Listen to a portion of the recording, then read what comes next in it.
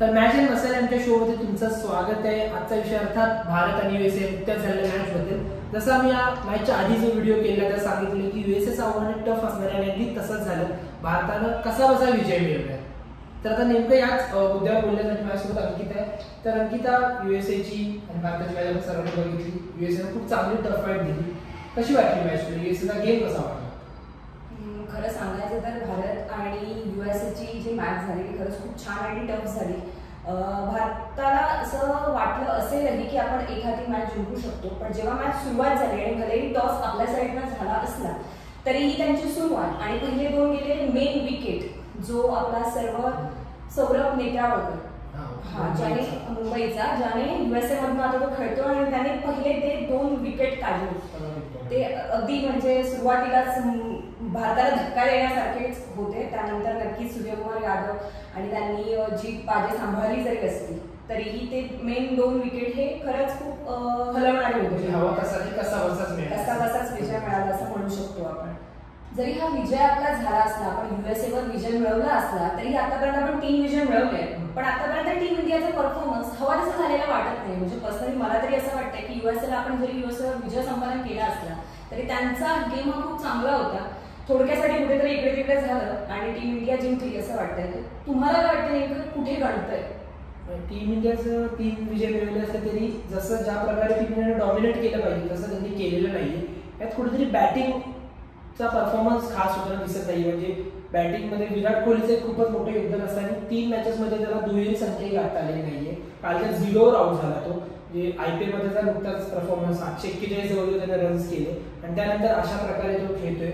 तर तो एक मुद्दा आहे की बॅटिंग लाईनअप रोहितने एक मॅच चांगला केला पण नंतरच्या 2 मॅचमध्ये पण काही खास परफॉर्मन्स करता आला नाही। ऋषभ पंतने मागच्या मॅचमध्ये चांगला केला पण या मॅचमध्ये तोही फेल झाला। सूर्यकुमार खेळल्यामुळे आपण मॅच जिंकलो, पण दरवेळेस असं होऊ शकत नाही। सर्वच बॅट्समॅनचं चांगलं खेळणं आवश्यक आहे आणि त्यात मग कुठेतरी टीम कॉम्बिनेशन म्हणजे जसं विराट कोहलीला ओपनिंगला आणलंय तो मुद्दा मागच्या व्हिडिओत आपण बोललेलो की विराट कोहलीला ओपनिंगला आणून चूक केली का की तो हवा तसा परफॉर्मन्स करत नाही। मग त्यामुळे यशस्वी जयस्वाल त्याला ओपनर म्हणून नेले तर त्याला बाहेर बसवलंय। मग यामुळे मला तरी सध्या टीमचा बॅटिंग परफॉर्मन्स कुठेतरी जास्त चांगला नाही, ज्यामुळे आपण हवा तसा विजय मिळू शकत नाही असं वाटतं।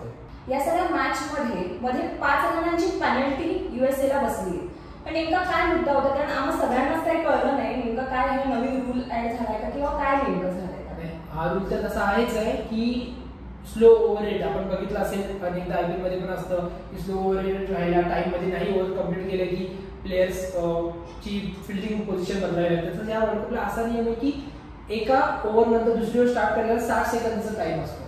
जर 60 सेकंदापेक्षा जास्त टाइम घेतला तर वॉर्निंग दिली जाते, एकदा दोनदा, आणि दोनदा वॉर्निंग नंतर थेट 5 रनांची पेनल्टी दिली जाते। तेच झालं 14व्या ओव्हर नंतर। त्यामुळे एका वेळेला 30 बॉल 35 रन हवे होते भारताला, ते सगळे 30 बॉल 30 झाले आणि मग विजय सोपा झाला। म्हणजे 5 रनच्या पेनल्टीचा खूप मोठा इफेक्ट पडला यूएसएवर, नाहीतर कदाचित भारताचा विजय आणखी अवघड झाला असता। तर आतापर्यंत चालू असलेल्या मॅचेस या न्यूयॉर्कमध्ये होत्या, आता याच्या पुढच्या मॅचेस वेस्ट इंडिजमध्ये होणार आहेत, तर तिथे स्पिनरचा फुटबॉल बराच पाहायला मिळतो। मग आता टीम इंडियामध्ये काही बदल होणार आहेत का? काय वाटतं तुम्हाला? अगदी म्हणजे व्हायला हवे, कारण आपण जर एवढा टॉप लेवलचे स्पिनर नेले, चहल असेल, कुलदीप यादव असेल, तर त्यांना कुठेतरी संधी द्यायला हवी। कॅनडाची जी मॅच आहे जी आता आपल्यासाठी प्रॅक्टिस मॅचेस आहे की आपण ऑलरेडी क्वालिफाईड झालेलो आहोत, त्यामुळे त्या मॅचमध्ये जर आपण त्या दोघांपैकी कुणालाही संधी दिली एकाला किमान, तर आपल्याला कळू शकते की त्यांचा परफॉर्मन्स कसा आहे वर्ल्ड कपसाठी आणि त्याने फायदा होईल। सोबतच यशस्वी जयस्वाललाही संधी द्यायला हवी, ओपनर म्हणून त्याला नेलंय।